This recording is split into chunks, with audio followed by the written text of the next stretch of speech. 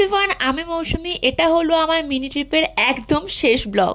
তো আমরা ঘুরে এসেই একটুখানি হাতে সময় থাকায় বোলপুরেই হচ্ছিল একটা সুন্দর মেলা, যেখানে আমরা ঘুরতে গিয়ে দেখেছিলাম কি করে ধান থেকে চাল হয়। এত সুন্দর দেখতে লাগছিল, তোমাদেরকে কি বলবো। তারপরে আর একটা জিনিস আমি এখানে গিয়ে দেখেছি, কিভাবে একটা শাড়িকে তৈরি করা হয়, কত সুতো দিয়ে কত সুন্দরভাবে শাড়ি তৈরি হচ্ছিল। দেন মায়ের আবদারে মাকে এখান থেকে একটা সুন্দর ফুলের ধানি মানে ফুলদানি কিনে দিয়েছিলাম, যেটা হ্যান্ডমেড ছিল। তারপর আমরা ওখান থেকে চলে যাই একটু ফুচকা খেতে। আর সব থেকে এখানে আমার ভালো লাগছিলো ফুচকা, কত সুন্দর একা একা ফুচকা খাচ্ছিল।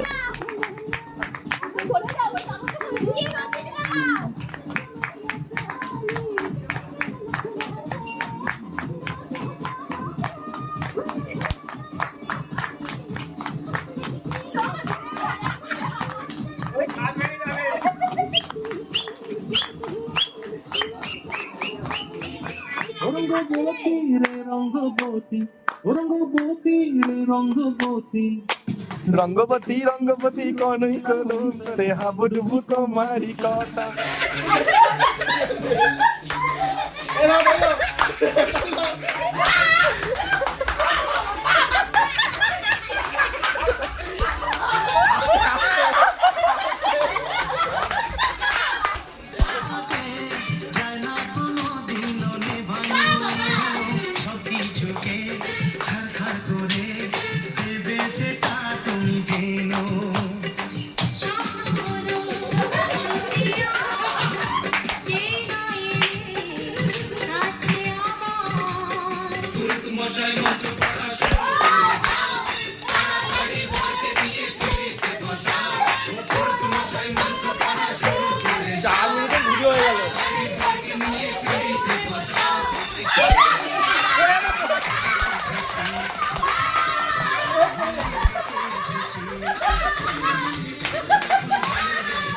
সেদিনকার কিন্তু আমরা হোটেল ফিরে এইভাবেই আনন্দ করেছিলাম। করতে করতে ঘড়ির কাঁটায় 11টা বেজে যায়। আমরা হোটেল ছেড়ে টোটো করে বেরিয়ে পড়ি বাড়ি আসার উদ্দেশ্যে, কারণ সেদিনকার রাত্রির 12টা নাগাদ ছিল আমাদের বাড়ি ফেরার ট্রেন।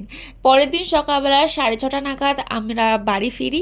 দেন 7টার সময় আমাকে মিটিং জয়েন করতে হতো, কারণ আমার ছিল আজকে মিটিং।